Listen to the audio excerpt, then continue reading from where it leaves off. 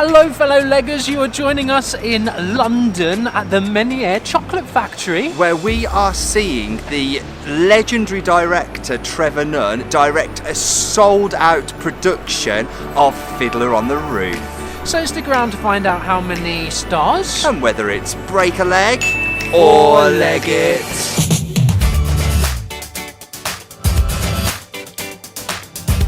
So excited to be back here in London. We've done our rounds of the pantomimes across the country, but now we're back in London. And I've got to say, I'm really bloody excited about this one and have been for quite some time. It's safe to say it's one of your favourite shows. It is. It's one of my favourite shows. I love Fiddler on the Roof. Always have. I didn't fall in love with it. I didn't really know it until a few years ago when I saw a Craig Revel Horwood directed production with actor musicians. And I've got to say, immediately afterwards, it went straight into my top 5 musicals. So to see it again with such a legend at the helm is an absolute treat. And that legend is TREVOR NUNN. We say he's legendary because he did Cats, Les Miserables, Chess, Sunset Boulevard, Les Mis, Starlight Express, and he's a Sir. I mean, Sir even the Queen Trevor has Nunn. stood up and paid attention to Sir TREVOR NUNN. So he's a big school. Yeah. Big school? Big school? Big school, old school? Well, all of the schools. All of the schools, man. Fiddler on the Roof, if you don't know, is a musical with music by Jerry Bach, lyrics by Sheldon Harnick, and book by Joseph Stein, but it's actually based on the story of Tevye and his daughters, which was originally by Sholem Aleichem. The musical premiered in 1964 on Broadway and was it did really well. Yeah, it was the first commercially successful English language stage production about Jewish life worldwide. It was a sensation. 9 Tony Awards, including Best Musical, and it also held the record for longest running show on Broadway, running for 10 years. It had that title for 10 years. Until Grease came along. Grease took over from that. Also had a film adaptation, which many of you might have seen if you've never seen it on stage, in 1971. That's the version I fell in love with. Because everybody saw that, right? And it was Except again you. a big. I did. It just managed to totally pass me by. This production itself stars Andy Nyman. Now, Andy, we loved here in Assassins. Actually, he starred as Charlie Gateau and was phenomenal. He was brilliant. But you might know him best as the writer and star of the stage and movie Ghost Stories, which this year actually had a big major film release. Yeah, with haven't Martin seen Freeman. it yet, No. but it's meant to be really good. And he's also a long-time collaborator with Derren Brown, does a lot of his shows. Yeah. But more than anything, in this cast, I cannot believe, is the legendary Broadway star Judy Kuhn as Goldie. Goldie. Goldie? I think it's Goldie. Yep. Judy is a 4-time Tony nominee and 1-time Olivier nominee, but hasn't been in the West End or anywhere in London since 1989. Gosh. You might know her for recently playing the original Helen in Fun Home, off and on Broadway, but she's known to everybody as the singing voice of Disney's Pocahontas. Yes, that's right. Come on, give me your best colours of the wind, guys, because I'm right there with you. Now, this is a long one. It is a long one. Is it 3 hours including the interval? It's 3 hours and a bit including the interval. So it's quite epic. That's because it's got fantastic choreography, original choreography by Jerome Robbins. It's a really interesting point, actually. The estate that own Fiddler on the Roof really locked down the rights to it, so you have to pay homage, at least, to Jerome Robbins' choreography. I heard a really funny fact. Apparently a director instructed a choreographer to say, you can do whatever you want as long as it's Jerome Robbins' choreography. Brilliant. Jerome Robbins also choreographed West Side Story, in case you're thinking, what's the link there? Yes, it's which is another great show. So I guess we'll catch you in the interval for our 30-second interval breakdown thoughts. And stay tuned to the end to find out how many stars. It's the interval, which means it's time for the break and leggers 30-second interval breakdown. Go! What do you think? I mean, I love the piece. The piece is so strong. It's layered, it's beautiful, the score is soaring. I'm enjoying the piece probably more than I'm enjoying the production and some of the performances, which I'll come on to later. What about you? I love the piece. It's a real the music is integrated, the choreography is integrated into the story, which is such a resonant story. It's kind of timeless. I'm loving the story.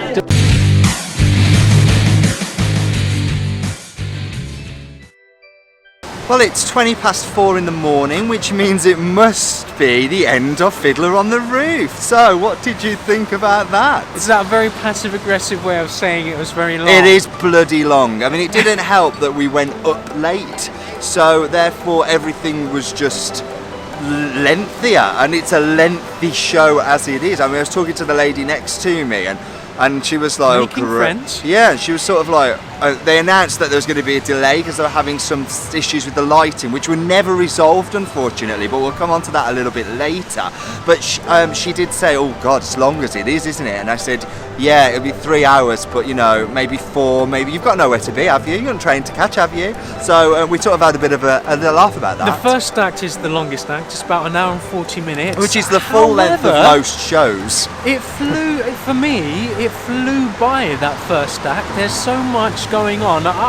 It's alright if I stop, because I don't think I quite made sense during my 30 seconds. No, you're into. Afterwards, I was like, wow. So what I wanted to say was, the piece is so well written. The strength of Fiddler on the Roof is Fiddler on the Roof. Yeah. It is such a well written piece in terms of its story, its narrative, the themes, the underpinning of the climate at the time. It's so resonant even to now, but it's so well connected. The songs are almost not just songs for song's sake. They are connected to the piece. They're at a stage, the characters are at a place where they need to sing, so the songs are born out of the raw emotion of what's going on. So well integrated. I'd go so far as to say this team, sort of once in a lifetime team of people that have got together with a shared idea and are the right ingredients for the perfect recipe.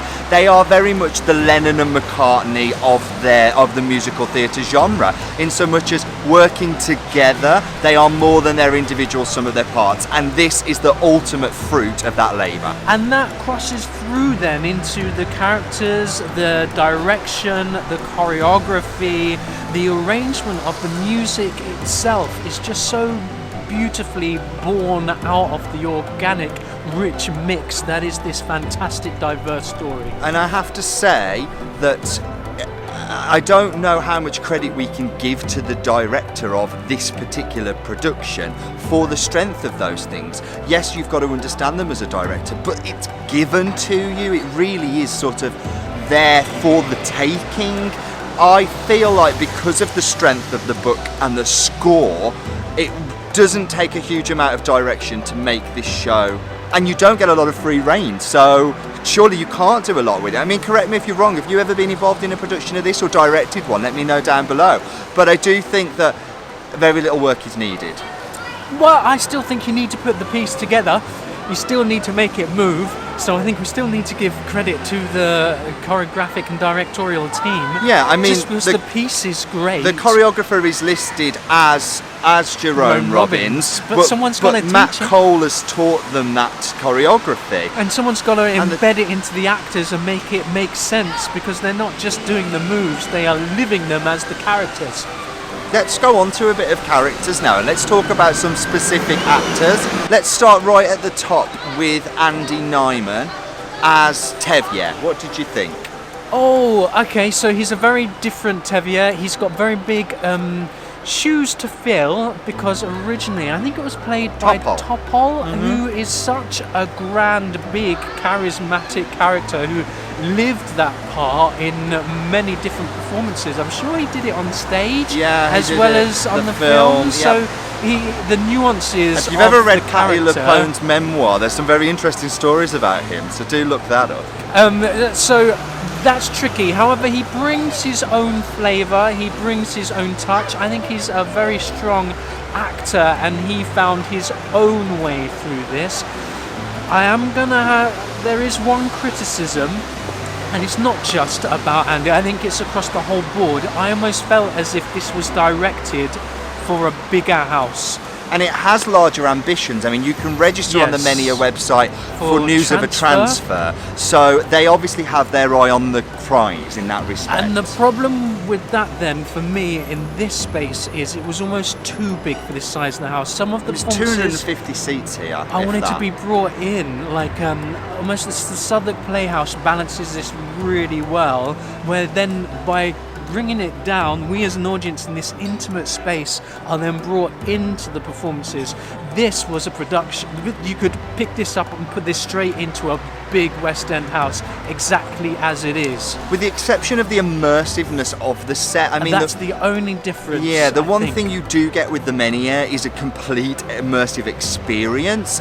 It happens all around you from the moment you set foot into the space, and actors are already on stage. You literally walk through the set, and the set here is spectacular. It's got to be said. It's always immersive here at the Menier, and it's fantastic set design.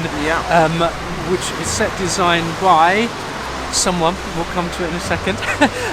But the set here is great, and I could see it absolutely transposing. It's no fault of the actors, they were doing exactly what they wanted, that performance would reach right to the back of the gods. Yeah, Robert Jones is the set designer. He's done quite a lot here at the Menier. Has also done things like City of Angels that we caught at the Donmar, Quiz in the West End. So yeah, great set design. Really nice stuff. So that's what I thought of him. Yep. Who else stood out for you? I mean, we've got to mention Judy Kuhn. I mean, she's a legend by Broadway, by musical theatre standards. I mean, it was a dream to watch the words form in her mouth and then hear what she had to say in the flesh. That is a dream come true for me. Never in my lifetime did I think I would be experiencing that firsthand, and here I am. I mean, we've got her and Patti LuPone in London at the moment. I mean, this is a musical theatre boy's wet dream right here. But in terms of the character, and in the piece, how was she? In terms of the character, Goldie is just, it's an okay part. But none of the female parts are particularly strong in comparison to the men. And I just really want to see Judy Kuhn play a lead where she gets her own number and she can belt it out to the gods. And it doesn't happen in this piece. Feels a bit like a wasted opportunity.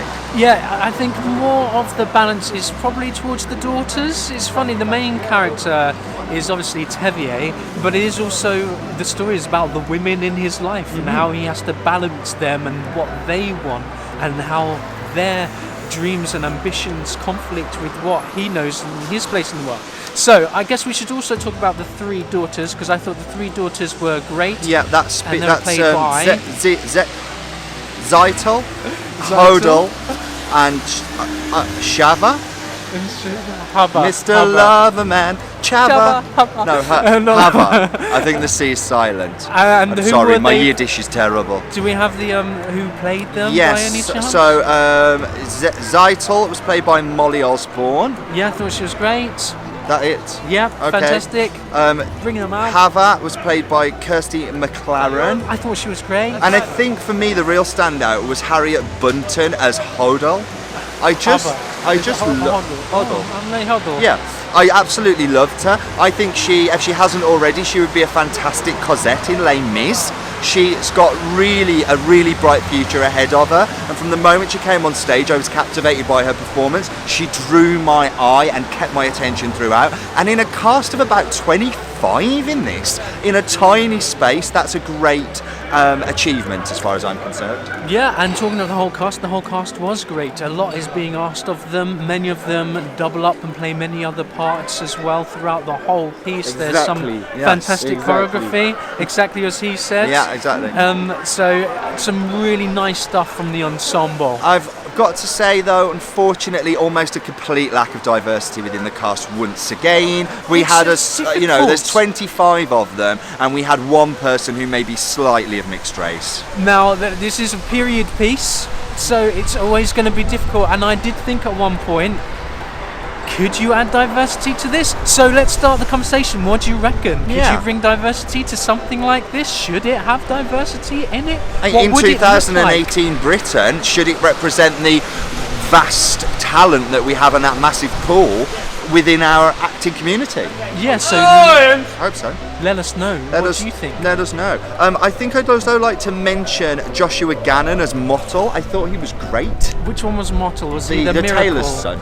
Miracle or Miracles? Yes. Yes, he was very good. Loved him. And always a joy, Stuart Clark, who played Perchik in this, but we've also seen him in Assassins here at the Menier, and he was Dino in The Rink recently. We've got a review for that, so check that out up there. Anything else you want to say about this joy. piece? This piece that surely is looking at a transfer. Yeah, I mean, I think it will do, and yeah, let's wrap it up. So, for Fiddler on the Roof, currently at the Menier Chocolate Factory, we are going to give